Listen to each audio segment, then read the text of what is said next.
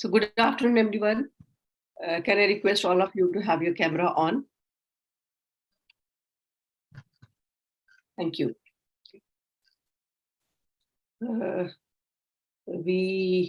Okay. Just four of us. Again, back to the situation. Never mind. I think we'll not wait any further and we'll start with this session. So today's topic is understanding patients' expectations. I think that's one area we normally have a lot of challenges because we don't know what my patient expects and how do I handle that expectation? How do I manage? That's something very, very common. We see that people are not happy the way they are dealt. Let's dive into the topic and see. So I'm going to do this, take up this session with a case study. Although this case study is not taken from any real life situation, but then at the same time, this is what I've seen happening across the hospitals, and based on that understanding, I've developed this case study. So let's have a look at the case study. I'm going to show the case study, and I would want each one of you to read a paragraph out of it so that we can read the case study for everyone. So this is the case study. Okay. Is it visible? Is the screen visible to all of you? Okay. Yes, ma'am. Yes, ma'am. Yes, ma'am. So maybe, Dr. Varsha, can I request you to read the first two paragraphs, if that's okay with you? Yes, ma'am. Sure, ma'am. Please go ahead. Yeah. My journey in an eye camp. I am Hirabai, 72 years, from a remote village in Madhya Pradesh. I visited one of the eye camps organized by the eye hospital that regularly holds eye camps in my area.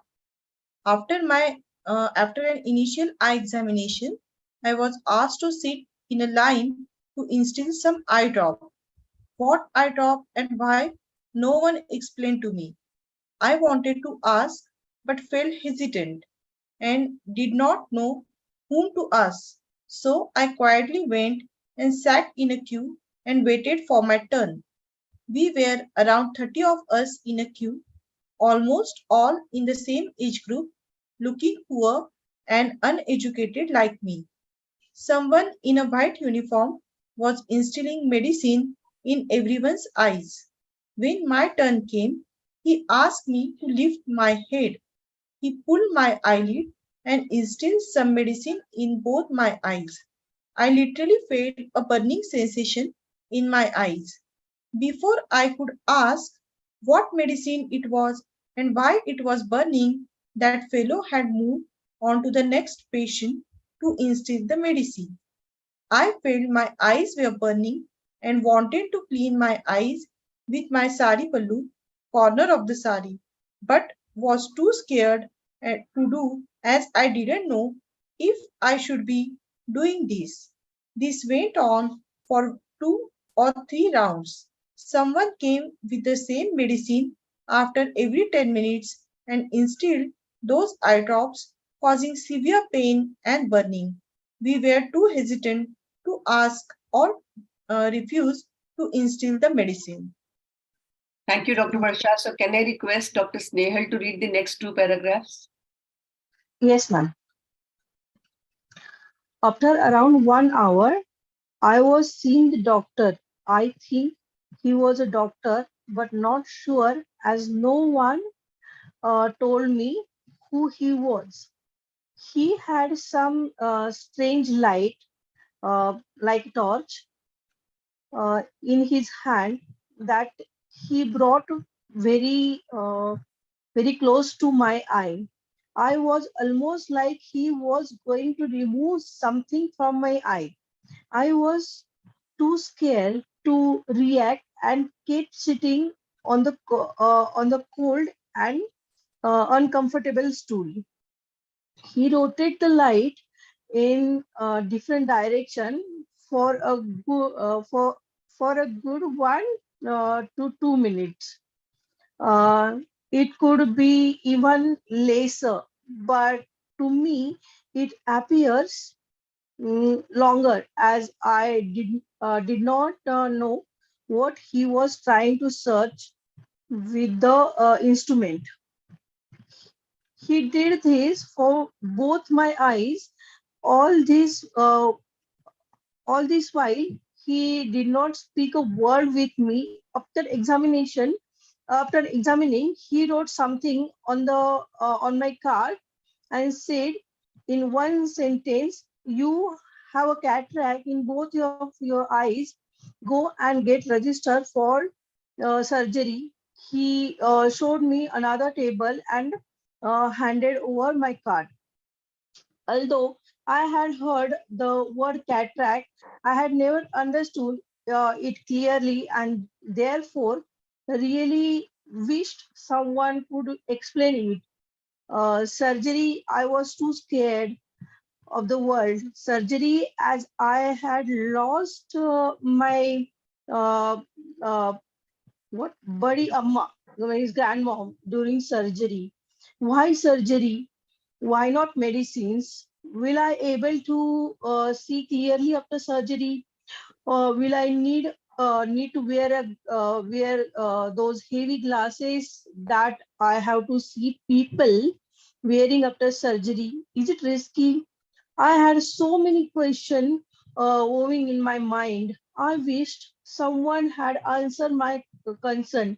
Everyone seems to very busy with their work. I had no choice but to go and sit in the queue at the following table. I thought someone should talk to me about all these after registration or at the hospital before the surgery. Thank you, Dr. Snehal. Can I request Dr. Atul to read the next two paragraphs, if that's okay? Yeah, ma'am. After registration,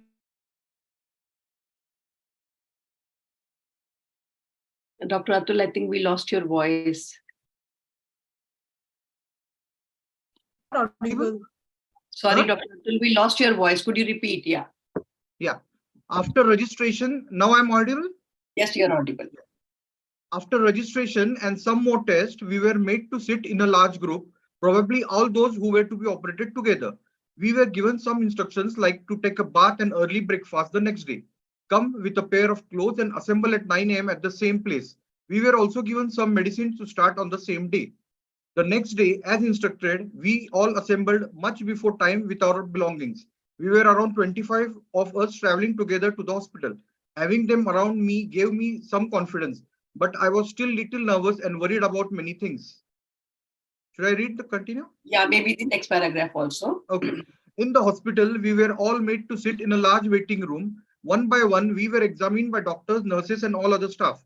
No one explained to us what was being done. What was the plan? No one asked me how I was feeling or what my concerns were.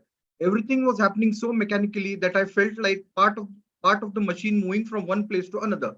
After examination, we were sent to a large hall with multiple beds. We were to be operated on the next day. That night, I was tossing in bed with so many questions in my mind.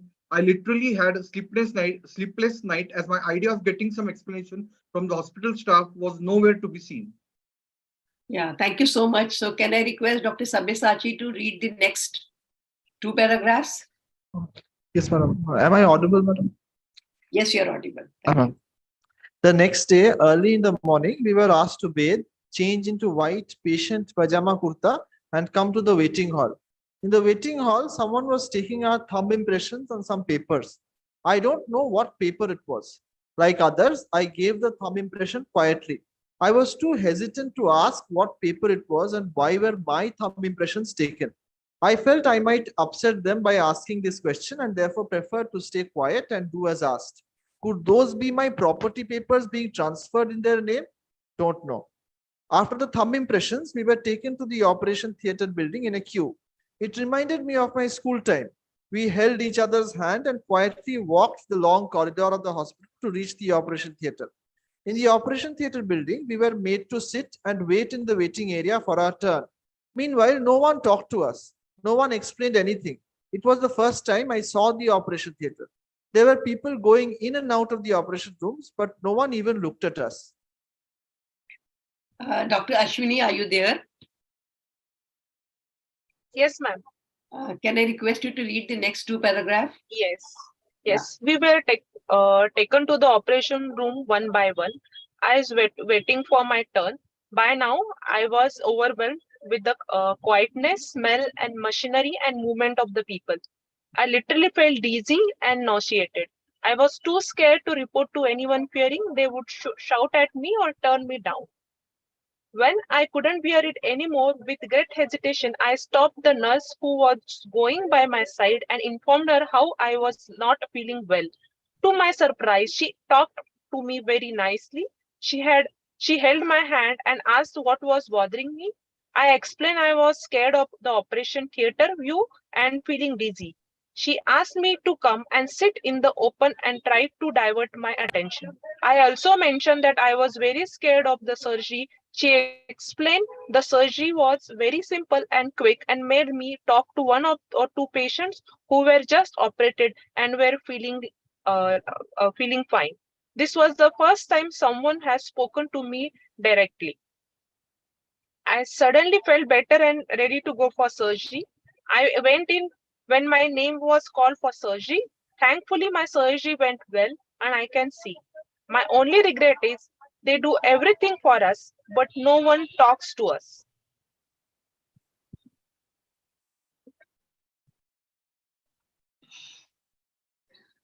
So is this something familiar?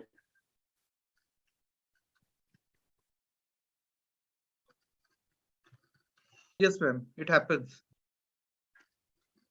And are these communication expectations of Hirabai, or for that matter, Any any patient.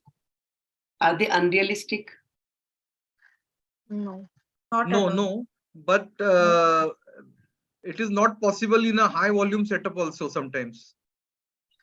So when it is not possible to give a lot of time, that means we have to compensate it through some mechanism. For example, if the doctor is not having enough time to talk to the patient, then we should have people who can do the talking for us. I won't name the hospital. I went to your both hospitals and many other hospitals. Optometrists who are doing the initial assessment of patient.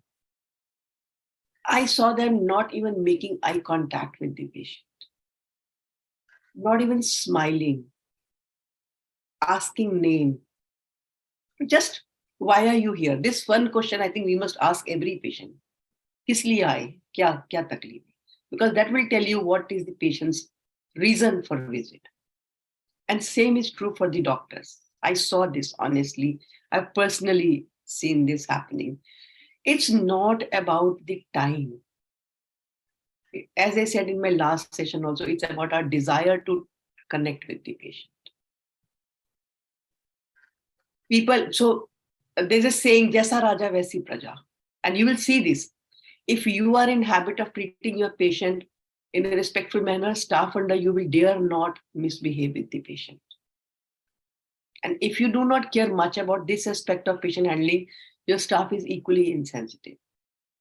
So you have to set the ball rolling. You have to set an example. I understand in high volume, that's a challenge, as you said, but there are ways to still build, some communication channel with them. What could have been done to meet these expectations?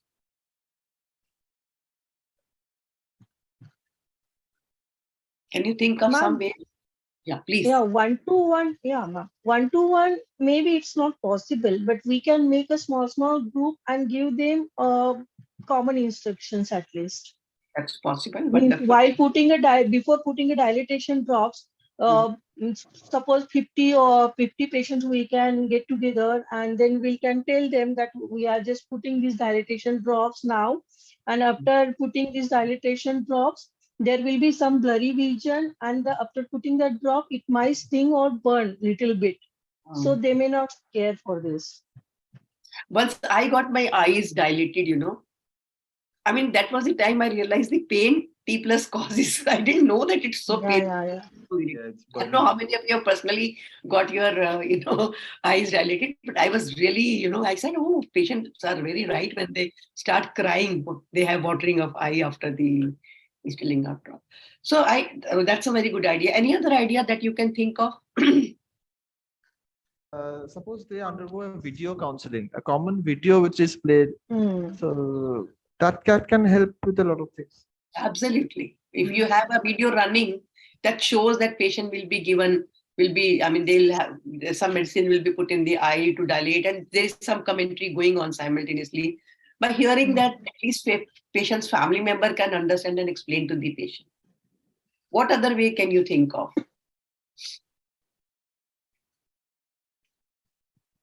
Same as the video learning, we can have, ma'am, the audio learning also.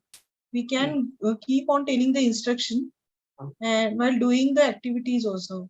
Like during the clinical examination, we can also explain to the patient, and it will take just a few seconds to explain them what they are suffering from. Absolutely. So it's not like you have to stop work and then talk to them. While doing your work, you can explain. बाबा आपकी आंख में दवाई डाल रहे हैं, पुतली फैलाकर देखना है.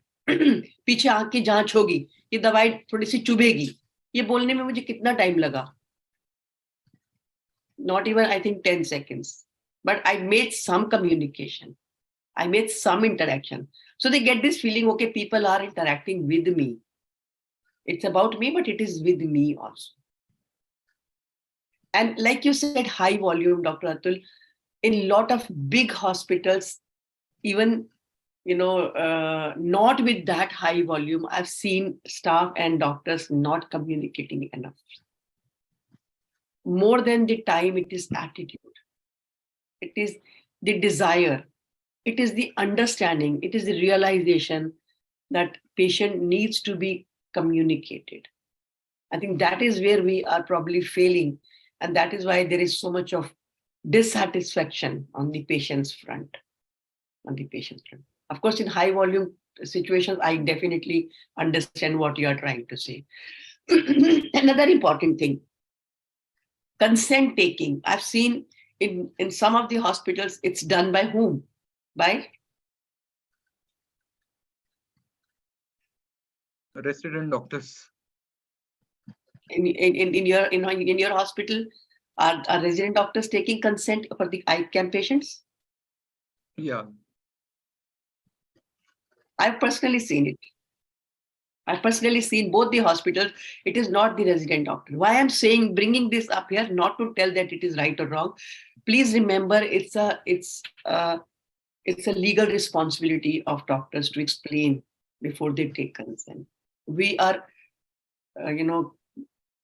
creating problem for us if we are not at least explaining a little bit and then getting the signature. I saw technicians doing it. I saw the front desk staff doing it. I saw the nurses doing it. There was a time this was the practice. We used to say, sister, signature le lena patient ke, and that was enough. But today we know it has to be informed consent after explanation by the doctor. So again, maybe a little bit of explanation, like you said, through video explanation, through group counseling. In mass setup, group counseling is one of the good ways to communicate with them. So otherwise, patient will have doubt that probably you got my property signed in your name. Any other thought about it? Whatever you have seen? Any realization, any thought, anything that you wish to comment or say? No, this is true that most of them don't know why they are putting their thumb in print. So 1 month post-op, when they first get to hear that their retina was swollen, or there was something wrong, or they had glaucoma, they just fall from the sky. Yeah. Or they suddenly stop anti-glaucoma medications post-operatively and come after 6 months, and they just say, we didn't know. There's definitely a lag there. Yeah. So that communication, that's why I think the idea of patient counselors is a very useful idea. If you can train them and equip them with the required information in the respective department, you will see they can do that bridging of communication gap. Maybe on your behalf, they can communicate. If you give them that, okay, these 10 things you have to explain to the patient. If it's a glaucoma patient, this has to be covered. If it's a, a retina patient, this has to be covered. Whatever, like a diabetic patient, this has to be covered. So the staff will know that, okay, I have to talk about this aspect also. I think that's the whole idea about, having that patient counselors program. So let me share the screen and show you a presentation, and simultaneously we have a discussion around what is the situation in terms of patients' expectations and how much are we really able to meet those expectations. Give me a second too. I hope my uh, this thing is visible to all of you. Yes, Yes, the screen is visible. Okay, thank you.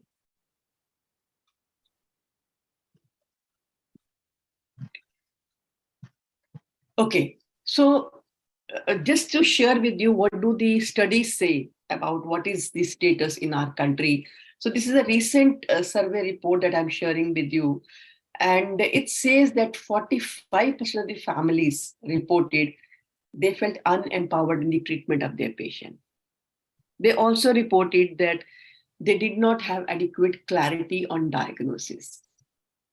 They reported rushed consultation, and they also perceived lack of involvement in deciding the treatment and lack of clarity on treatment and care options. This is a recent, almost 50% of the families have reported it. It doesn't mean only high volume setup. So please don't look at the reports from the high volume setup. It's like normally in an OPD when you have anything from 20 to 25 patients, and even in a general clinic, in a general eye clinic or general clinic that I'm talking about. According to the same survey, 35% of the patients felt that they were not allowed to describe their condition or symptom. So that's a very common problem we get to hear from patients, that I was not allowed to speak about my problem. The doctor did not listen to me. He did not let me talk about my problem. Again, almost the same number indicated that their questions were not straightforwardly answered, especially when it came to outcome, prognosis, relapse, financial concerns. These questions were not very clearly answered, and they felt that they didn't have clarity on this. By the way, what do patients expect? I would request you to write in the chat box. What is your understanding of what do patients expect?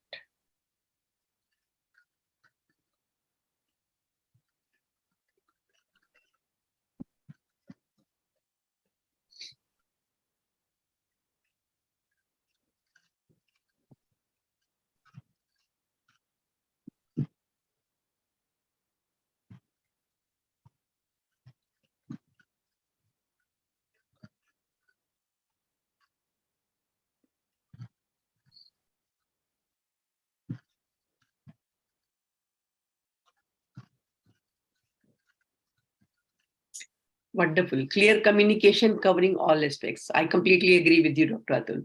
Dr. Varsha says clear communication regarding diagnosis and treatment. Absolutely. I agree with you, Dr. Varsha.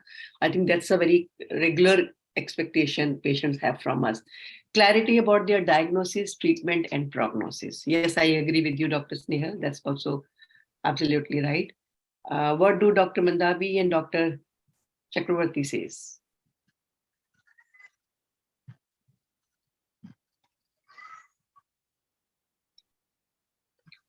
Explanation of symptoms, its treatment, and possible outcome. So you can see from your own answers that patients want to know more about their illness. They want to understand what it is and what is going to be the outcome, how much time it will take, the cost involved, prognosis, and risk of relapse.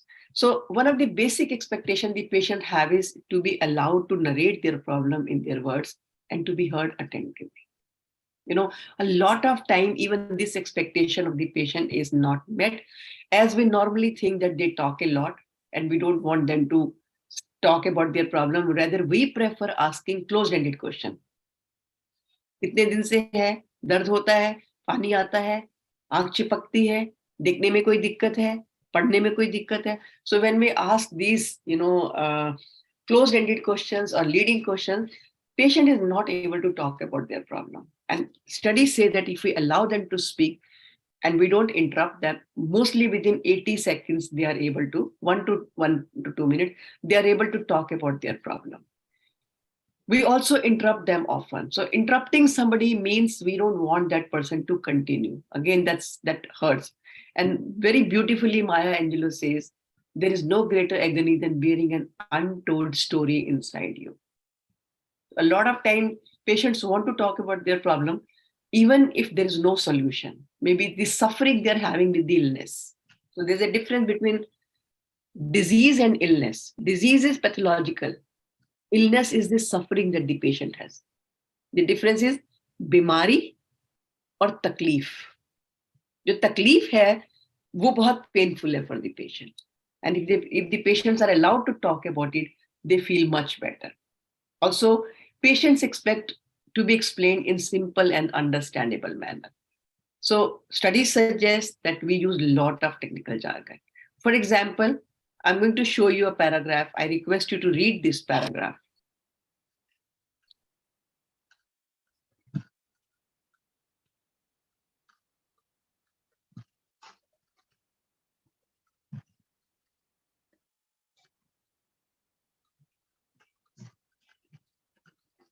What did you understand?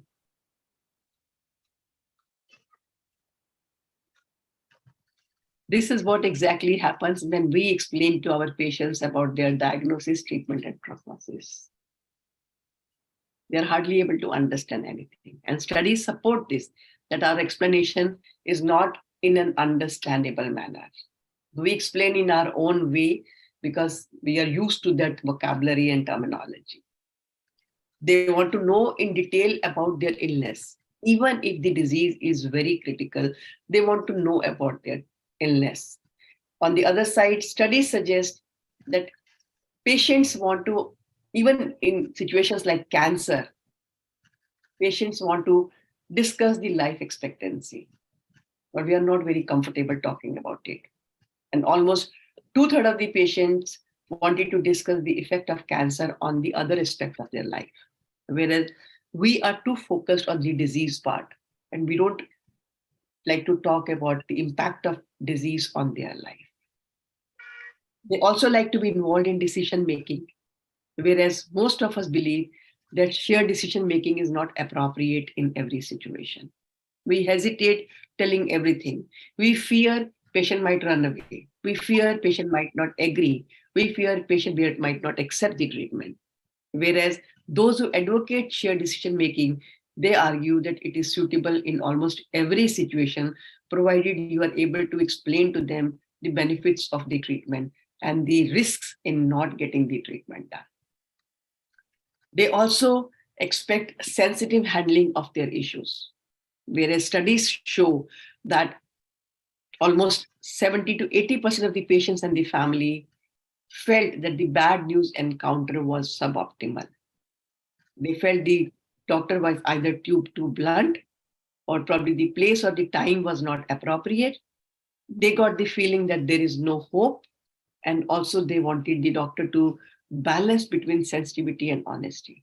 That means we have to tell the true prognosis to the patient. That's very important. I remember just yesterday I received a call from one of the very senior doctors in LNJP hospital, gynecologist. She said this patient is, in early 30s, ovarian cancer with a lot of comorbidities. And there's a risk of her dying, on the table, the kind of comorbidities she had. She said, what do? I really don't know. How do I really, go about if I operate and if she dies on the table, I'll be, so if I don't operate, I'll feel guilty that I haven't done anything, whatever I could have done for her. I said, first thing that you have to keep in mind is take the family in confidence. Tell them the reality. Let them take the call.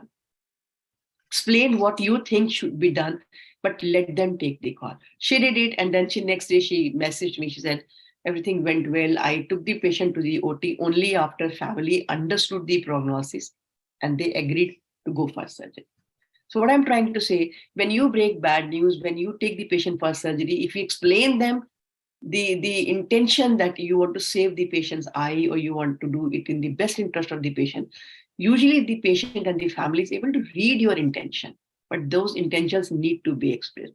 But unfortunately, not all of us do in the same manner. Even in case of any medical error or complication, patient and the family expect full disclosure of harmful errors or whatever has happened. Although we all support the principle of disclosure, but only 1/3 of us actually do the disclosure. Do you agree with this? Do you agree with this? Absolutely. I think most of us are hesitant to disclose it honestly. So if I may put all the expectations of patients in, say, 4 or 5 broad areas, I think the first one, like all of you have mentioned, ease of communication. That means they want somebody responsible to listen and address their concern. Second thing they want from all of us is compassionate and empathic behavior. They want us and the staff to treat them with concern, care, and compassion. Third is access to information. Like you said, they want to really receive clear explanation about what their condition is, what is the outcome, what is going to be the likely treatment, what we are planning to do, what is expected outcome. And then, of course, prompt attention to patients' health needs, especially pain management, if I may bring here. When patients complain of pain or watering of eye, we normally think, oh, watering of eye post-operatively, nothing very strange, nothing new. But they want at least somebody to tell them that this will happen, this is normal. It's something like some foreign body in your eye. It's just a matter of 24 hours to 48 hours. The only good way is put these medicines, put these lubricant drops that will soothe your eye, and they're okay with it. So they look for, especially family members get very majorly affected if the patient's pain is not attended to. They feel that my patient is suffering and nobody is understanding and trying to help. So they want prompt attention to the patient's health needs, and then they want safe and comfortable environment. Now, if I may ask you, are these expectations unrealistic or they are new? What do you say? Are they unrealistic? No, ma'am. They are not. They are, but No. definitely they are new. Some of them are new because patients never expected all this from us. So that's where we are jittery. We are unhappy. We are not comfortable with the idea of explaining and answering their questions. So if I may put all the patients' expectations into 3 categories. So this is Kano's model that I'm sharing with you. We can actually put all the expectation in 3 categories. One is basic. Basic category includes all the expectations that the patient has. They are unspoken, but they are expected to be satisfied. They will be unhappy if these needs are not expected, but they are not going to acknowledge if you meet those needs, and they will be definitely dissatisfied if we don't meet them. So can you think of some examples of basic expectations patients have from us? You can write in the chat box if you want.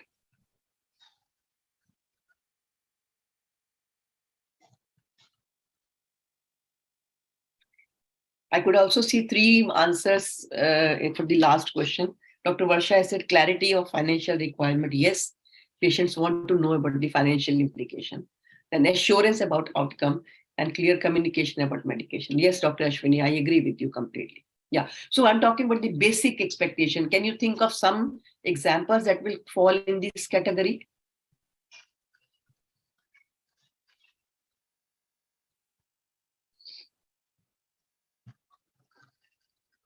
Hospital has a safe environment, waiting place is comfortable, and they will be respected by staff member. Absolutely.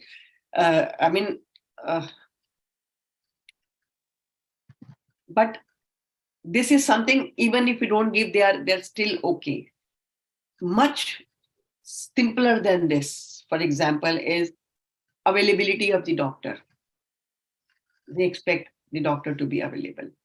Or staff, whoever is responsible for registering or for examining, they are prompt in their action. Like you said, comfortable waiting area and waiting place. I agree. They expect at least to have some place where they can sit So no doubt that's okay. Dr. Varsha says regarding diagnosis, treatment, availability of trained staff. Yes, I think that's one of the basic expectation they will have. Absolutely. Meeting operating surgeon. Yes, before surgery, definitely they would like to meet the surgeon. They'll be happy if they can be, this is. But again, in camp patients or in a heavy OPD patient, they are not sure who's going to operate them, and that's probably for them something that they are expecting that will not be easily met, that will not be easily fulfilled. So some of the basic expectation that I could think of, for example, it is like availability of the doctor, staff's prompt attention, reasonable waiting time, doctor paying attention when they are attending to them or being asked about the problem or to be physically examined. These are some basic expectation the patient will have कि doctor के आए हैं, hospital आए हैं तो OPD में आए हैं तो डॉक्टर देखेंगे तो जरूर, है ना, दवाई दे देंगे, इलाज करेंगे, स्टाफ आराम से देखेगा. So they are basic expectation. So these have to be met by all means if you want the patient to come back again. The second level of need we can call satisfier or performer. Again, these needs, when they are met, client is very happy and satisfied. Expectations when not met, client is dissatisfied, but is not going to come and fight with you or argue about it. Can you think of some examples? Because this is where the patient satisfaction lies. This is where, if we can look after this, the patient is going to go back satisfied and happy. Can you write in the chat box what do you think are the expectation that will come in the satisfier or okay, reasonable rate. Okay, the charges should be reasonable. Yes, I agree with you, Dr. Varsha. That's one of the concerns, especially patients who are from a humble background. They prefer things to happen at a reasonable price. Absolutely. What do others say? So, Dr. Atul, the expectation he wrote in the basic one, meeting operating surgeon, I think it could also be considered in this category, satisfier. Yeah, satisfier. It can be considered in this category. Category also. If you provided this service, they'll be very happy. If the doctor went and talked to the patient or the family, I'm the one who's going to operate you, they certainly feel connected. Oh, I'm in safe hands. I'm in good hands. So that's something actually satisfier or performer. Any other thing that others can think of? Or anybody like to add?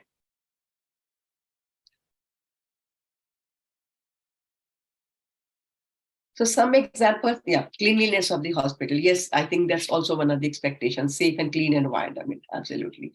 So if I may include,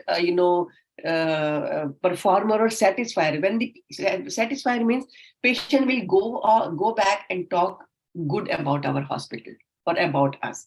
So one is courteous and well-behaved staff.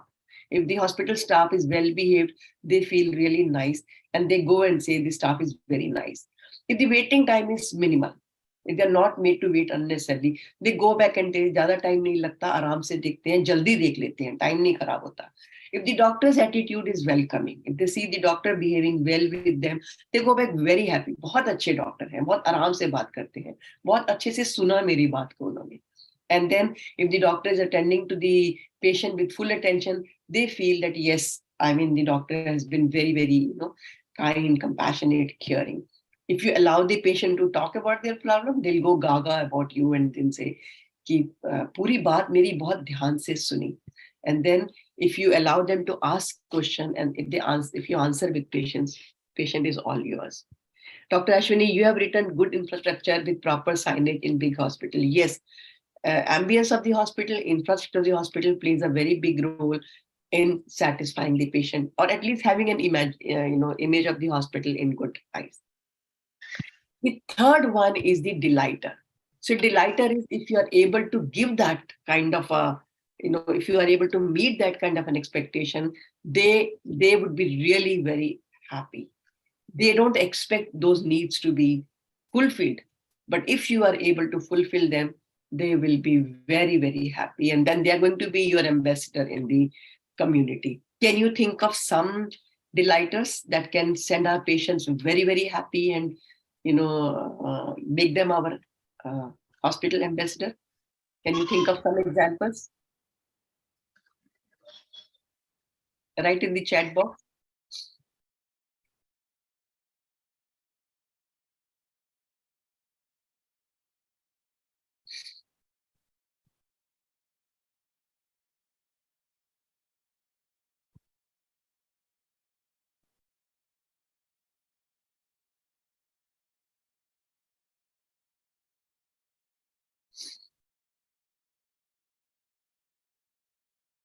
Remembering their names when they come for a repeat visit. Wonderful. I think I completely agree with you.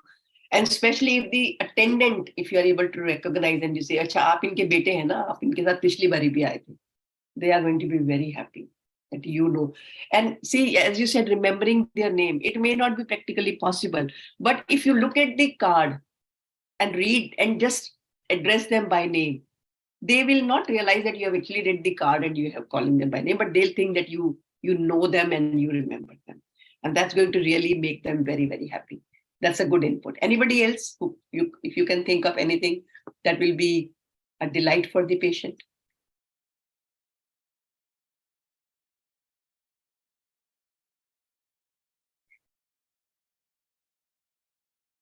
Usually these things are more common in corporate hospital, that they try to create a delightful moment, but then it's possible in every setup. For example, if you inform the patient for rescheduled appointment. For example, you have scheduled an appointment for a patient, but you are not going to be there, and you ask your staff to inform the patient to not to come on that respective date. Patient will be very, very happy and thankful to you. Sir, मैं अगर आता तो मुझे 2 घंटे आने में लगते, and you saved my time. You informed. If you just put a message or send them, today everybody has mobile, everybody has a way to connect. If you just call them or message them and tell them that please don't come on this day, this is holiday, or this is the day I will not be there in the hospital, they are more than happy.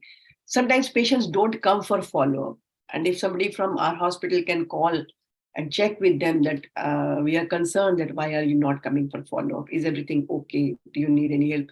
Again, that's going to be a delight for the, for the patient and the family.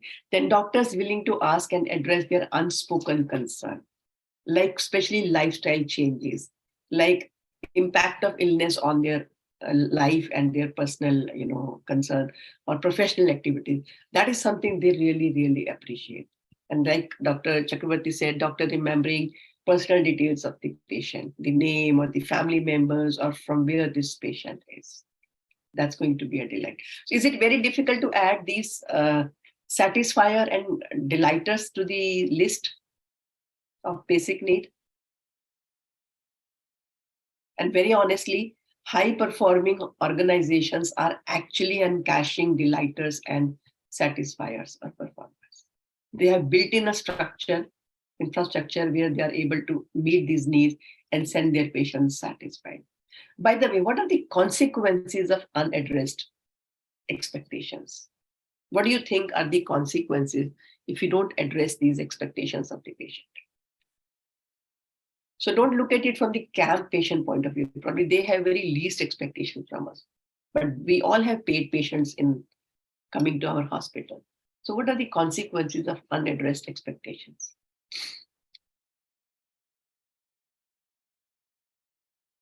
Have you ever thought how it will be, unhelpful or dangerous? Yes, bad feedback. I completely agree with you, Dr.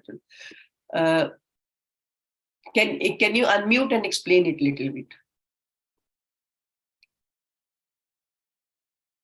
Yeah, some patients may give a negative feedback. The doctor was not available on time. The doctor didn't explain me about all the issues related to my problem. So this feedback goes on the Google and there will be negative publicity. Absolutely. I was about to say this. But personal feedback is still okay. They may go and complain to the higher authorities or maybe head of the department or senior doctor. But going and writing on Google means you can imagine the damage they can do to us. And that I have seen people doing. I've read a lot of bad reviews for very good doctors just because they missed, interacting with one patient in a right manner. So I'm reminded of one case where the gynecologist had, done a normal delivery. So this patient had episiotomy, and she came back post, delivery after 3-4 days, probably just for a regular checkup kind of a thing. So the doctor asked the staff nurse to do the dressing for that episiotomy. The patient's attendant who was sitting here, her husband, he said, "Doctor, aap dekh lijiye ek bari." What he wanted was that if she will see, she will at least be able to see if the sutures are healthy and there's no infection and everything is fine. But that doctor, I don't know in what mood she was, in a very rude tone, she said, "Bhaiya, ye nurse ka kaam hai, wahi karegi." Because usually in her setup, the nurses would do the dressing of episiotomy. So this fellow went away, but unfortunately, he was he was a small-time journalist. He got so infuriated with her behavior that he went on to take revenge by complaining to so many government departments. It was pollution control, water department, electricity, housing, and then building norms, and I don't know what all, and nursing home department, complaining, not complaining about this issue, but just lodging a complaint against her. For next 5 years, this doctor had to really struggle tooth and nail to get rid of these problems. The amount of money she spent on getting these things cleared and the mental agony that she went through, I'm sure none of us can imagine. But you can well imagine sometimes how people can harm us just for a small, poor communication or mistaken communication. Yes, Dr. Snehal, I agree. You have written you can lose the patient and their near one permanently, bad mouth publicity. Absolutely. You lose your patients. I've seen doctors losing their complete practice just because their behavior with the patient is not okay. They're very well established doctors, and I know them personally very well. But they have just lost their practice because their behavior with patients is not good. And slowly the message spreads. People stop coming to us. Any other consequences that you can think of?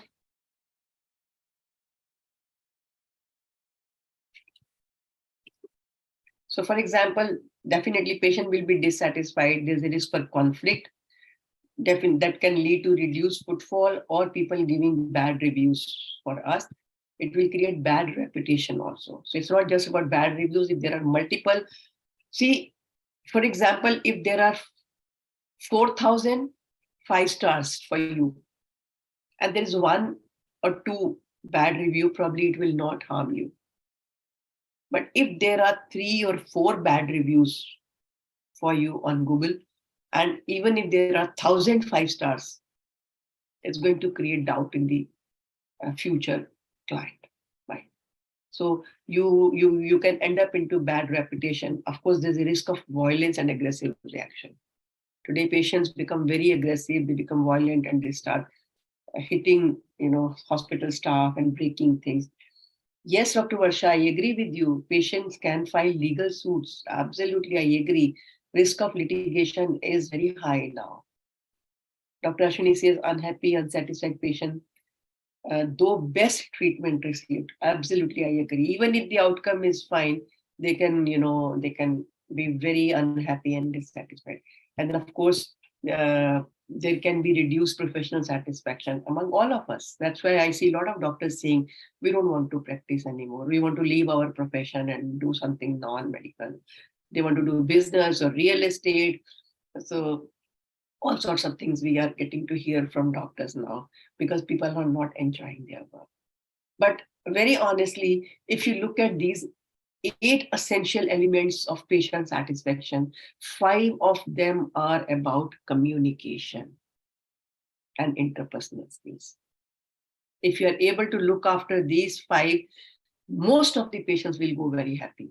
Rest, as you said, cleanliness and quietness of the hospital, pain management and overall hospital rating, all that, of course, add to patient satisfaction. But most of it is about our communication and our staff's communication with the patient. And that is something we really need to focus on. So I want to really introduce you to a very beautiful concept called concept of design thinking. Have you heard of this concept? Have you heard of concept, design thinking concept? Okay. So design thinking concept is actually, it's a strategy to find solution, keeping in mind what is most important to my patient. For example, it has 5 stages. So if I'm talking about design thinking, I think these are, and not just one, lot of organizations are now using design thinking as a problem solving tool. So Amazon, Uber, WeFast, Oyo, Zomato, and even IHC, we are using this concept in creating consumer satisfaction. So the whole idea is you look at situation from the consumer's point of view. So there are 5 steps in design thinking. If you will look for design thinking as a tool, you'll get a lot of material on Google, and a lot of programs are being run not only by smaller organizations, but huge organizations like Harvard and Stanford University. They have full-fledged programs on design thinking. So 5 steps that they talk about. One is empathize. That means develop a deep understanding of the challenges your consumer is facing in using your services.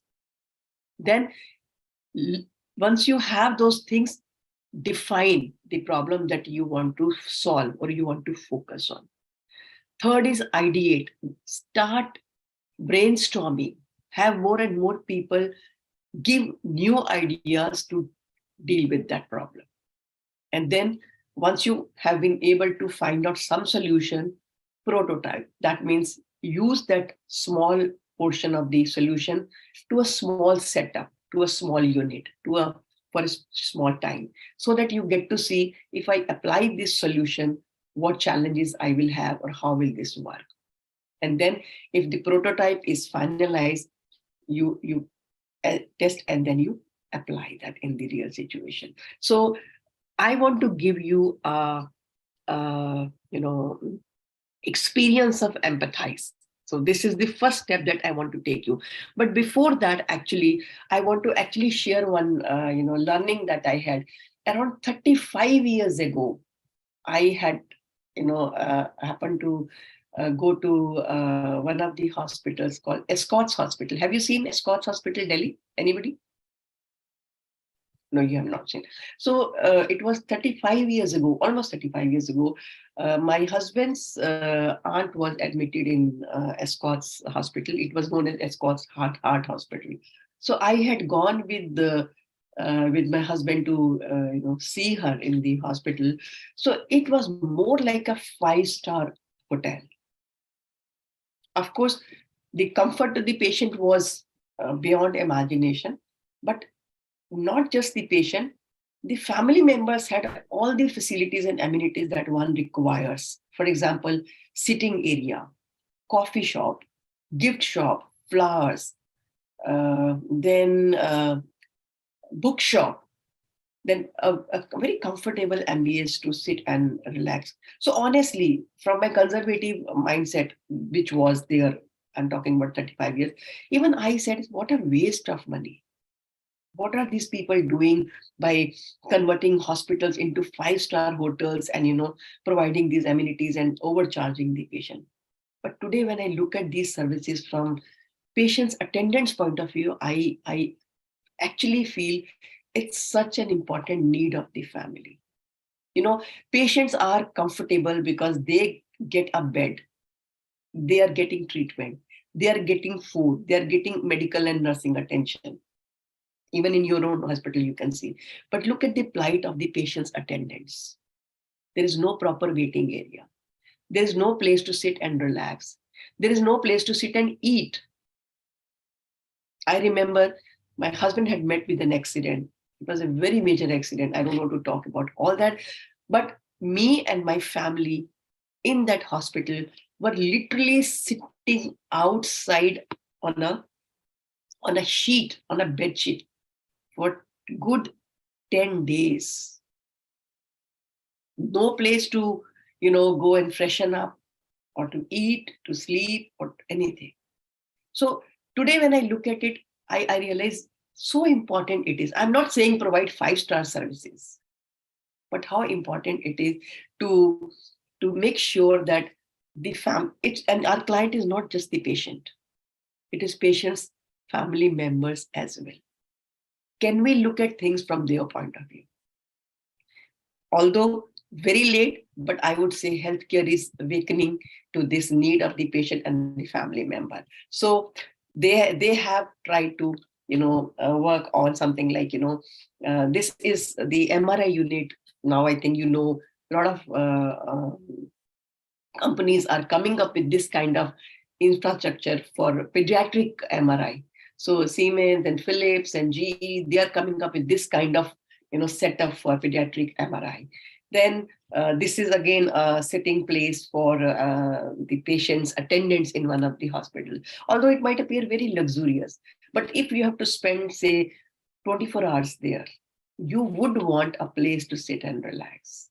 You can't be standing all the time. You can't be sitting on a cold iron stool or an iron chair. Again, this is another OPD waiting area for patients and their family member. So it's not like what I,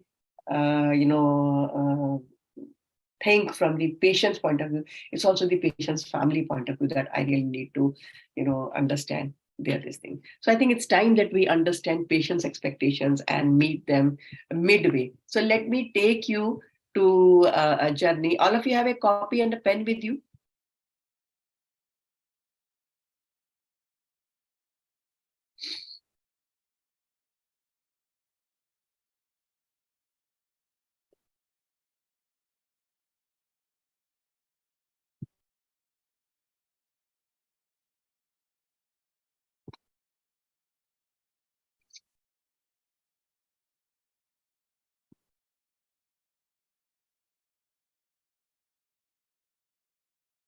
Okay.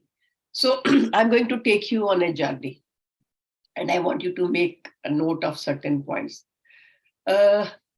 Imagine yourself visiting your own hospital OPD, but you are not a doctor here. You are visiting your hospital OPD as a patient. You don't know anybody, nobody knows you, you are not a doctor. You're not going with your name tag or your white apron. So we are going on a journey to your hospital as a patient. Now imagine yourself entering the hospital gate as a patient for an appointment with your doctor. See yourself parking your car in the patient parking area. You're not a hospital employee. The parking person does not know you. So what expectations do you have from the parking person? Check. Are your expectations met when it comes to parking your car? And also look at the parking area. How does it look? You can note down, is your expectation met or unmet? Are you satisfied with the conduct of the parking person?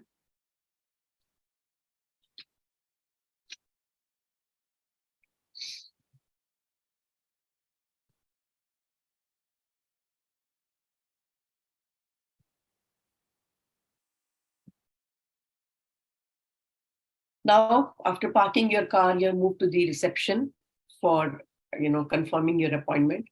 See yourself at the reception of your hospital to confirm your appointment. So you can mentally imagine your own hospital reception. Wherever that registration happens, you are standing in the queue with other patients waiting for your turn.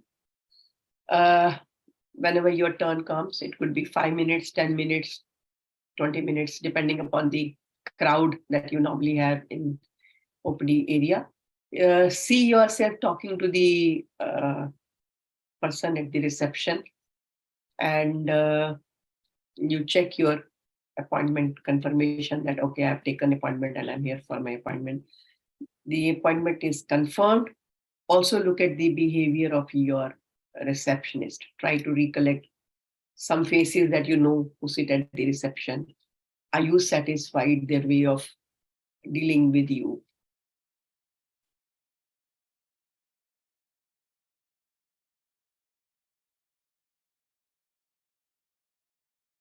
So it took you almost like 15-20 minutes in the queue to reach the reception.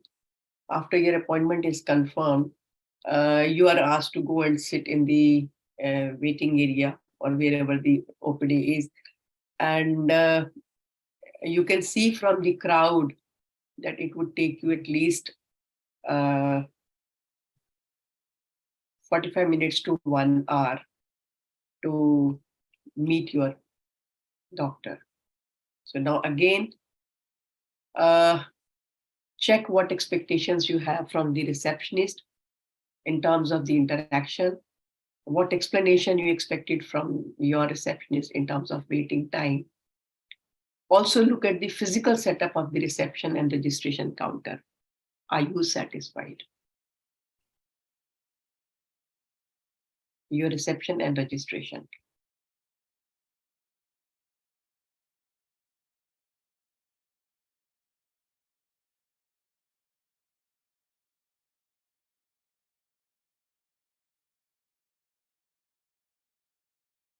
So you're now in your waiting area. You have already come to the waiting area, your hospital OPD waiting area. Now you're looking for a place to sit. It's almost full. You're just waiting for somebody to get up so that you can get that seat and sit there. Are you happy and comfortable in the waiting area? Note down. So what arrangements in the waiting area you think could have made you feel good? Are they there?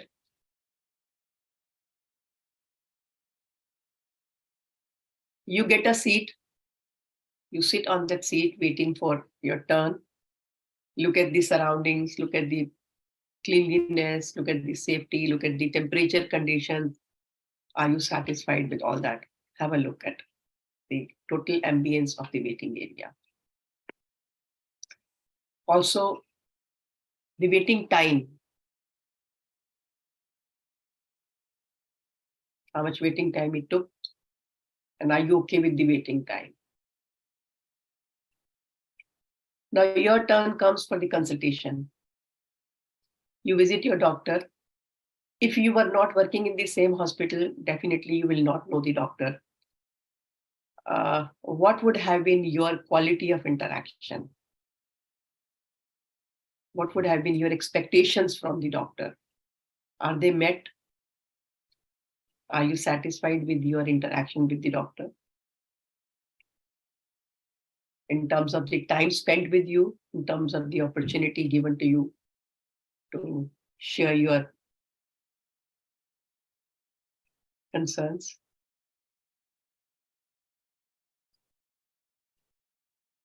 So your doctor has now asked you to get some tests done and also has written some medicine. So you go to your hospital lab and you can see the lab. You know your hospital lab. Just look at the ambience of the lab. Look at the behavior of the lab technician or the person at the lab reception.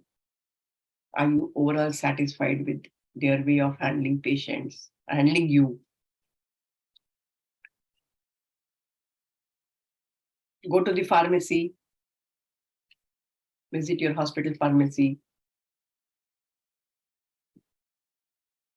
Note down whether you're happy the way you were dispensed medicine. Now, before you go back to the car parking, you feel the need to use the restroom. So you are looking for a restroom around you. Imagine yourself in the patient's toilet. Check your feelings after using the restroom. I don't know how many times you have visited patient's toilet. Have you ever visited? No. You must visit once. Write your feelings about your restroom experience. Get into your car to return home.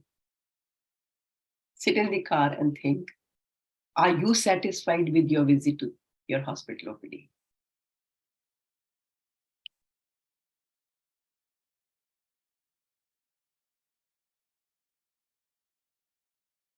Rate services of your hospital OPD on a scale of 1 to 10 in terms of its ability to send you satisfied.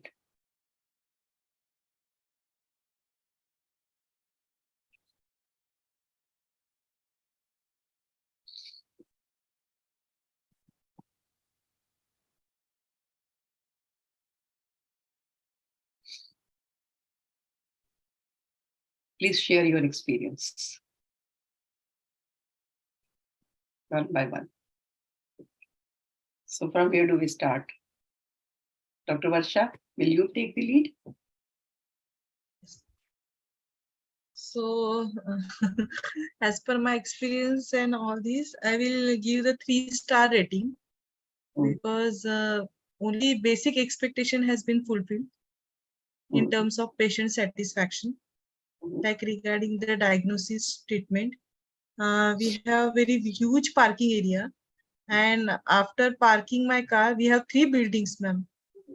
So if I'm going for the first time, I won't be able to understand to go to which building to have a primary checkup first.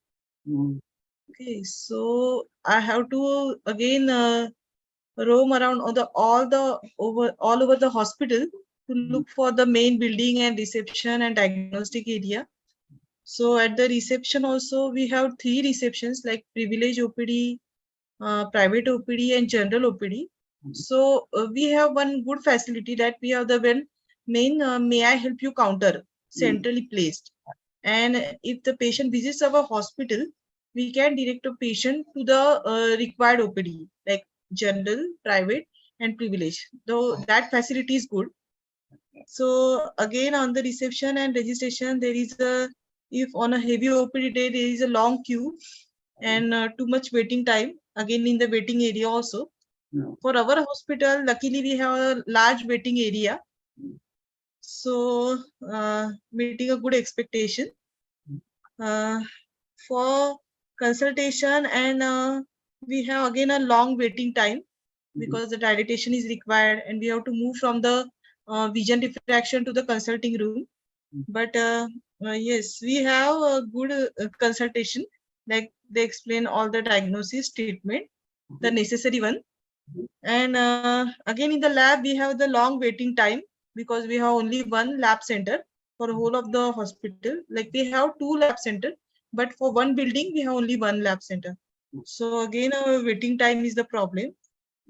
As far as the washroom facility is concerned, I will give you the rating only 1. But truly speaking, for my hospital. And again, overall, I will give the 3-star rating for my hospital from patient's point of view. So now are you able to see things from the patient's perspective? Sorry, ma'am. Sorry, I can't hear. Yeah. So are you able to see things from the patient's point of view? Yeah. Yes, ma'am. Yes. So if you were to apply design thinking, this is the first step, that is empathize. You have taken a journey with the patient. The second step is that now you will define the problem. Out of all this, whatever you think you need to address, or you can easily address, or you think will immediately solve most of the problem. So you will identify, that is defining the problem. Third is ideating. So it's not just you, but you will have a team of people working together who will create ideas of how we can solve this problem. So if you can immediately think of, one is waiting time, that you said waiting time is very long. Second, you said at the registration counter, there's long queue for registration, because I have also personally visited your hospital. So even I can, understand what you are trying to say. Third is when you park your car, there's a confusion. Where do I go? Because there are 3 buildings, but the parking is almost behind, in the back area. So there is no clarity which place I have to go. Then also, like you talked about the toilet facility, that's not okay. So you have been able to identify 4 or 5 things, that these are the things that I need to address.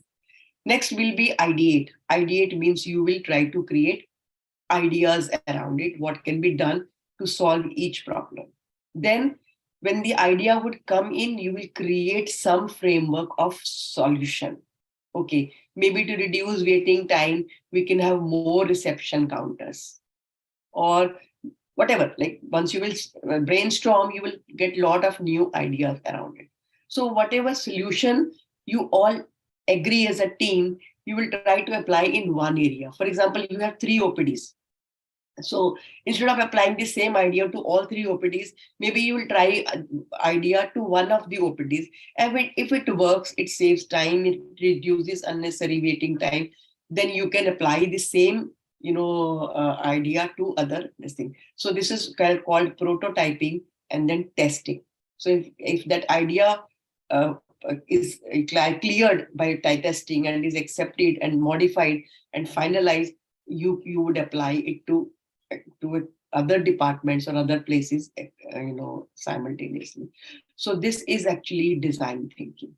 It's a very beautiful concept to learn to actually, address consumers' problem from, and lot of multinationals are already doing it. Why do you think Amazon and just one of the interesting this thing, if I can share with you, I'm very fond of reading book, but the biggest problem is when I start reading, some of the words are so difficult because we don't use them in regular vocabulary, that you get really bugged, that opening your phone and now looking for dictionary and finding that meaning, your whole reading process gets interrupted. I mean, I always found that as a very big challenge.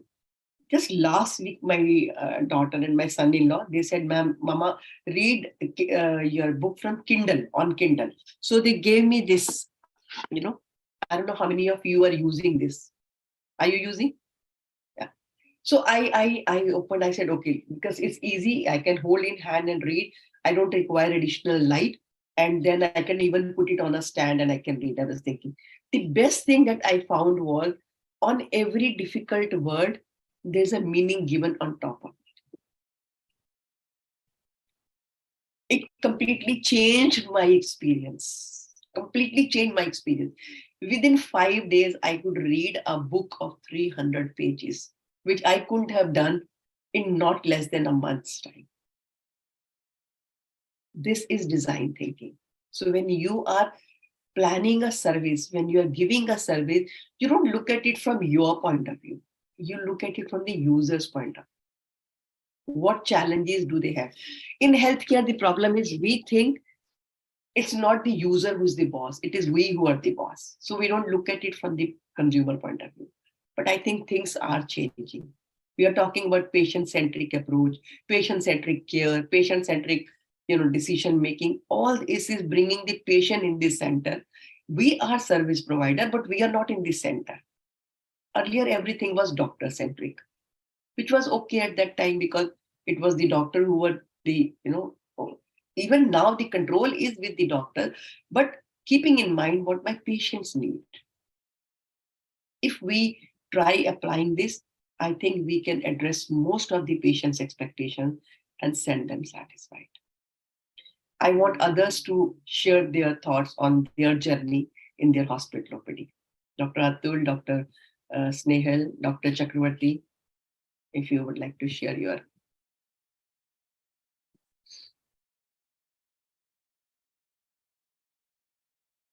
Yeah, ma'am, regarding my journey, for the parking facilities, I would have been satisfied because there are enough watchmen and they tell where to go park. But after that, same chaos, the 3 buildings, and then my satisfaction would not be there. Regarding the appointment system, there is no appointment system on a hospital. So I would have been very dissatisfied going there at the reception and knowing that you have taken the appointment, but still it will be taking maybe 1 hour, 2 hours. So I would have been disappointed. The reception and registration facilities, I would have been satisfied with those. They're pretty good. I would have been not at all comfortable in my waiting area. The waiting rooms are not, there are not enough seats and not comfortable also. The ambience and cleanliness and everything would have been quite comfortable. Patients and interactions with doctor, I would be partially satisfied because in our hospital, maybe sometimes all patients are not seen by consultants or senior doctors. Sometimes because of the workload and everything, sometimes a junior doctor also sees the patient and disposes of the patient. So if I would have been that patient, I would not have been satisfied. Lab also not satisfied, not much satisfaction. Pharmacy is good. Pharmacy, I would have been satisfied. Restrooms, as she has already told you, not at all satisfied, madam. Restrooms. Overall, I will be giving a rating around 6 to 7. So almost like 3, like Varsha said, 3, Yeah. 3 to. So I'm glad that you are being very, objective in your assessment. So that shows you that these are the areas we need to really work together to improve. Maybe some things can be addressed immediately, and some things can be, staggered and can be, planned slowly. But not everything requires infrastructure change. It could be just approach change. It could be just reshuffling things and putting things in a proper manner. So one of the solution I read in one of the hospitals regarding the cleanliness of the toilets. So there were toilets for bosses and there were toilets for the staff. The bosses' toilets were very clean, and the staff toilet was usually not very clean. Nobody bothered to clean it. So one of the good ways that they thought was that every 15 days, they will change the label of the toilet. So automatically, once the label is changed, the toilet will be, all toilets will be clean. So that's one idea I really liked. Second one, which I had on my mind was, very often you see in these stairs, now of course it's much different, but I'm talking about say good 15, 20 years, you will see a lot of people spitting in the dustbin. Do you face the same problem in your hospital? And there's a lot of litter around the dustbin and it's not clean on regular basis.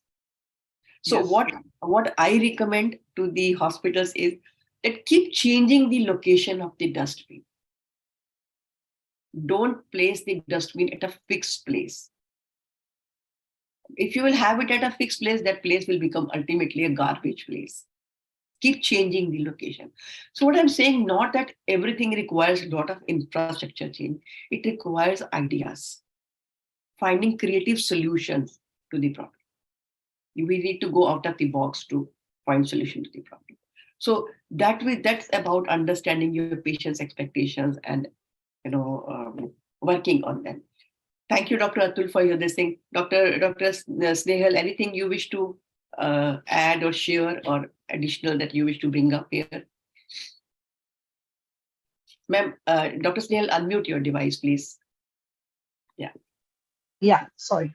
So basically, we are working in the same institute, so experience is more or less same only. But I want to share one thing. When we are checking the patients, most of the patients are, not most of them, but few of them are seen by our fellows. Okay, and disposed by them. But some of the patients, they are like, they want a senior advice or senior consultant advice, and then I'm seeing the patient. Of course, the fellow is with me. I'm seeing the patient, but as there is a lot of crowd and too much waiting patients are there, I can't explain the patients properly. I mean, I can just tell them 2 or 3 sentences that this is there and this is to be done, and the rest of the things I'm telling fellows, you explain. But I personally not satisfied with that, but I don't know what is the solution. So that Means means if you have to finish your OPD at certain time, I don't know how to work it out. So I think having social workers, having patient counselors to bridge the gap can really help to meet the patient's communication need. See, a lot of information is very basic, very elementary, but somebody needs to give this information to the patient. Even if you give them a leaflet, they may read, they may not read. But if you give those 5 minutes and explain them about their diet, their lifestyle changes, need for follow-up or putting the drops, I think they go back satisfied. I think one of the message that I can read from your one of your staff who has shared it with me Let me read it for you. You will like it, and you will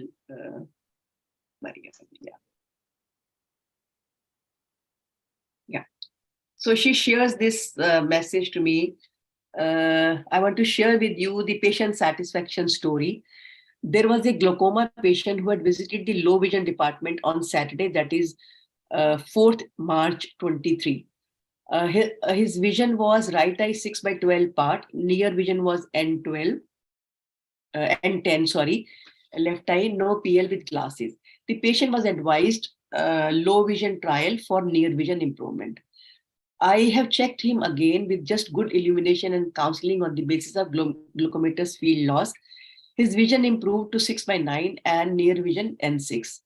I've even done with rehabilitation on mobility and how to locate objects with peripheral visual loss. Ma'am, after my counseling session, patient and his son were so happy and satisfied that they said, we are visiting this hospital and glaucoma OPD since last 2 years, but no one has explained in this way. He took my contact number and I saw the feelings of satisfaction on his face. Thank you so much, ma'am. It's all because of your efforts that led to a successful counseling to bring the precious smile on the patient's face. Once again, thank you so much. So this is the success story shared by one of your staff with me. The idea is somebody has to talk to patients. I'm not asking that all talking has to be done by you. No, I understand the challenges, but don't let this expectation go unattended. Most of the problems can be prevented if somebody can do the talking. Train your staff, train your nurses, train your optometrists, train your technicians to do professional talking in the right manner. They can be trained. They can. Thank you. Thank you. Dr. Sabyasachi and Dr. Ashwini, what has been your journey in your hospital OPD, if you would like to share? For other, I think many points, almost majority points have been addressed by, I think, Varsha, Dr. Atul and Snehal. The 2 points probably I'd like to add is one thing is what happens, we work on unit basis. So one unit is seeing OPD at one day and the other unit is operating, and the other day the other unit is there in the OPD. So sometimes I think if I'm a patient, I would like to seen by a particular doctor, at least on my visits. So that may not happen in this system if the patient is new to the system, if the patient don't understand how it functions, and if it's not explained. So many times they have that desire that a particular doctor is seen, or they express that desire. I have been seen by, I have come for so many times, and I have seen always by a stranger person and every visit. That one thing I come to the one thing, and we sit in specialty OPD. What happens? The waiting time. So they come in the morning to the OPD, and after, and we have 3 buildings. So again, the specialty building is different. The general OPD, private OPD is different. So when they reach to us, a lot of majority time is already wasted and they are exhausted. And there they when to come to us, and then they are very, at past their threshold. So waiting time, yes, is the other. These are 2 things that you are talking, and they're very, very important. Now, what you need to do is, how can we resolve it? I can share a beautiful tool with you. We have 5 minutes time, and I think we can do that. Write one acronym in your copy in capital terms. That is CREATE. CREATE. So one tool I have shared is design thinking. Second tool I'm sharing is CREATE. CREATE. So it's an acronym. CR stands for current reality. So these 2 problems that you have talked about are very, very, very important. They need to be addressed. So one is that you say that patients feel that they are seen by different doctors every time. So there is some kind of dissatisfaction, and they feel that I wish we were seen by the same doctor, so that we could, we could have this faith that this doctor knows me very well. And second, you said by the time they reach you, they are exhausted and they have lost their patience because they have been here since morning. And especially in the cases where there is no proper sitting place, or there's no place to eat something or rest. So you can well imagine their physical energy must have already been exhausted. So CR is current reality. This is the situation. What is EA? Can anybody guess?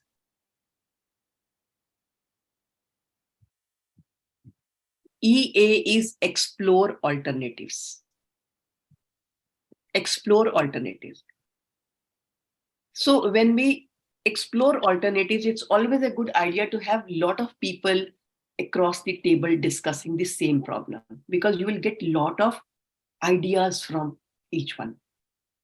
Ideation. So EA is what are the options available. Ask people to come up with whatever ideas they come up with. They could be actually very vague ideas also, but ask them to write on a on a piece of paper and stick on the. We have stickies and we can put there. So that is called ideation. So ideation is done in two stages. One is mining and stacking this shining. So mining is dig as many ideas as you can. It could be very vague, maybe sounding very irrelevant, not making much sense. Don't worry. Let people mine as many ideas as they can. And the second stage is shining. Pick up each idea and discuss the pros and cons, possibilities of applying it. We can do even SWOT analysis on each idea. You know what is SWOT analysis? So what are the strengths, weaknesses, opportunities, threats? And if you can do this SWOT analysis of each idea, I'm sure out of 8 or 10 ideas, you will find 1 or 2 ideas that you think can be tried, can work, can make sense. Then the third stage is TE. Any idea what is TE? Tap energy. Tap energy. So whatever the final 1 or 2 ideas that you think make sense to everybody, and everybody thinks that this will work, execute. Give your 200% to make it happen. So as clinicians, please learn management tools if you want to really enjoy your profession. Without management tools, you will feel stuck at every stage. So there's another beautiful approach that is called CAPA, C-A-P-A. I hope some of you know it. CAPA. The moment you come across any problem, don't let it go. Correct that problem and make sure you prevent this problem from reoccurring. CAPA is corrective action and preventive action. Take a corrective action to resolve the problem then and there itself, and find a way how you can prevent this from reoccurring. So these are a couple of things that will help you move on the path of continuous quality improvement. And we really have to be open to this idea. It's not for anybody. It's for us. We will feel happy. We will enjoy our work. We will make changes in the system that will give us satisfaction. So understanding patient expectation is not for patients alone. We want to be happy. We want to enjoy. We want to be satisfied. And once you are able to create that positive environment, you will do wonders. Dr. Sabyasachi, I want you to share your journey to your hospital, because we have heard about one hospital, but we want to understand from you, what is your journey? Madam, overall, I was not very satisfied. So, am I audible? Yes, you're audible. The parking place is opposite the hospital. So, over there, it's fine, but there is no official person who would actually help you park or guide you to the queue. So, that is something I would have expected. Then again, in the queue, there's a huge waiting time. What would have been a big plus for me, even now, is that the receptionists as well as the counselors there are really good. Like I would have been happy with them. So we have to go to the respective specialty clinics. But the problem is when there is a lot of crowd, there is a problem with seating. So some people will have to stand. So if you ask me how I would feel in that crowded OPD, I would not feel satisfied. Mm. So sometimes, like I will also agree that at times I will not answer all the questions. Like considering me as the doctor at first and then as the patient, I would not answer all the questions and I would actually send it to the counselor. There has been one point of time where I have said that if you have any medical questions, you ask me.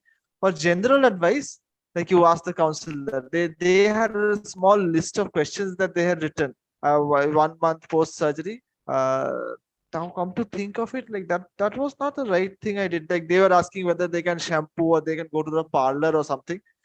I should have, like at that point of time I was not in the correct frame of mind. Yeah. So I sent it. Now that everyone is talking about this, like I felt that that was not something I should have done. So there in the pathology lab, uh, as long as it is not crowded, it's fine. But there are not a lot of seating places there, so you would have to stand. Mm. And then I have not actually visited the patient's toilet, uh, Mm. so I can't really comment on that. But there is something I would like to add here, something which Dr. Ashwini just said. So we had a patient today. He Mm. had been operated like a month or a month and a half back. Mhm. Absolutely fine, 6'6", but Mm. he's furious. He came Mm. downstairs. He has been coming repeatedly. He has glaucoma, so he's on anti-glaucoma medications. He's 6'6", Mm. N6 with whatever correction he has. His complaint is that like when I came to the hospital, you let me choose my package. You have let me choose my doctor, but Mm. then why do you not let me see that doctor even once? So what happens is he has come on different dates. So that's why he has never been able to meet that operating surgeon. So now his complaint is like every time someone gives me a drop and I go back home, I want to meet the person who has operated. Mm. Like initially, I thought it was a very childish complaint, but now when I look at it from his point of view, it is actually correct. So that's the whole idea of having these topics in the program, that when you look at things from patient point of view, you get to realize something that appears very trivial to us could be very important for the patient. I'm glad that you're sharing and admitting this. This is a huge learning for all of us. Thank you for sharing your journey. So I think that was Thank the you, ma'am. idea, that through this journey we all get to see where we can do things that can make things better for all of us, not just the patient, but for us also. Please remember, our satisfaction primarily depends on patient satisfaction. Our happiness primarily depends on our patient's happiness. So we have to learn to create happiness for everyone. Any questions before we move towards the closing of the session and feedback? Any questions?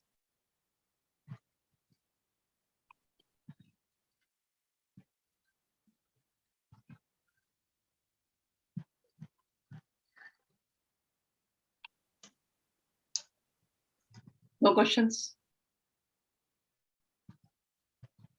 So if there are no questions, then I have shared the feedback form in the chat box. I request you to give your feedback before we close. And I want to also discuss about the assignment part. But kindly complete the feedback form and then we will discuss the assignment part. We have 5 minutes. We will be able to do both the things.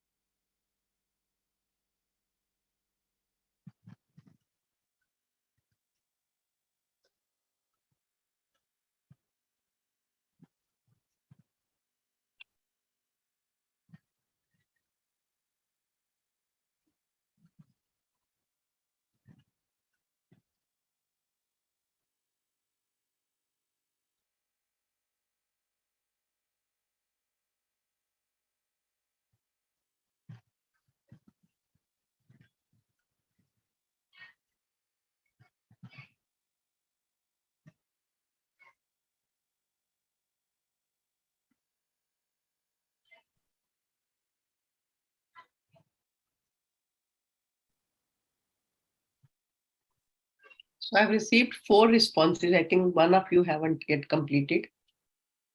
If you could complete, we could quickly discuss about the assignment.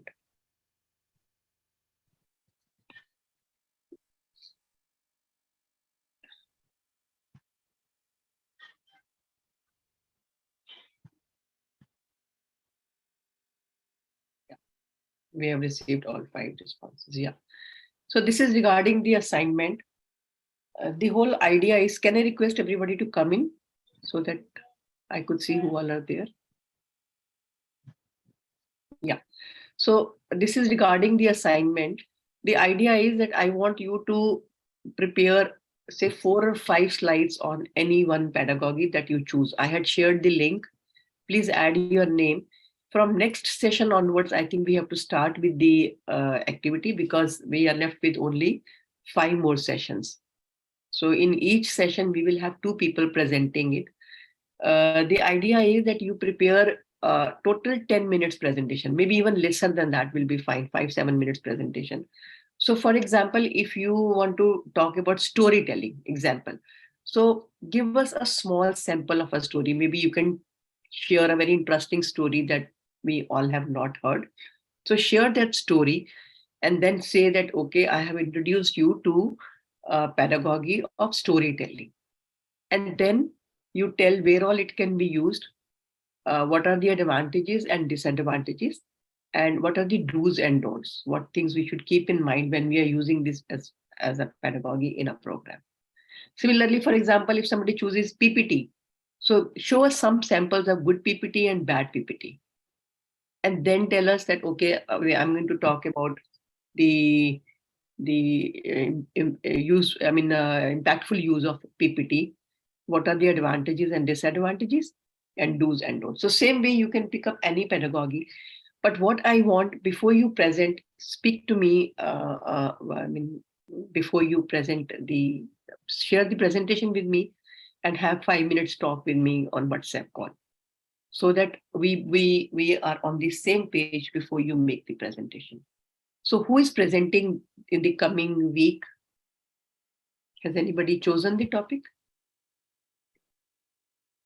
Who all have chosen the topic? I saw 4 names, I think, on the, let me see. I saw 4 names. Okay, let me see who all have. Yes, ma'am. I'm presenting in the session 8. Okay. Regarding the making the yeah.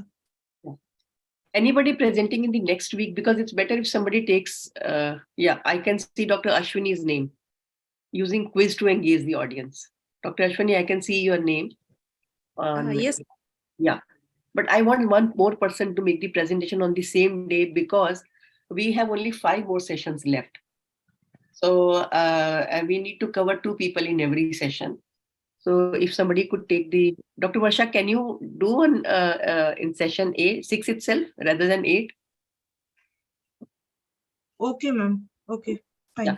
So I request both of you to be ready with your presentation, share your presentation with me, and let's have 5 minutes talk any day. Maybe your evening is my morning, so that's a comfortable time for me. So any time, like when you have your dinner, maybe before dinner or after dinner, 5 minutes we need to talk.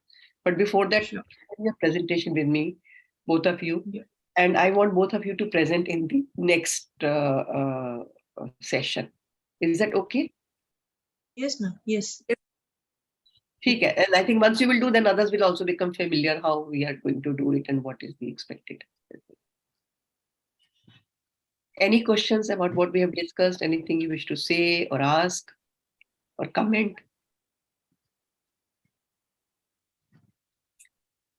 If nothing, then I think we'll close the session here. Thank you so much for attending this session with a lot of interest and participation. Thank you. Thank you, ma'am. Thank you. Thank you. Thank you so much. Thank you.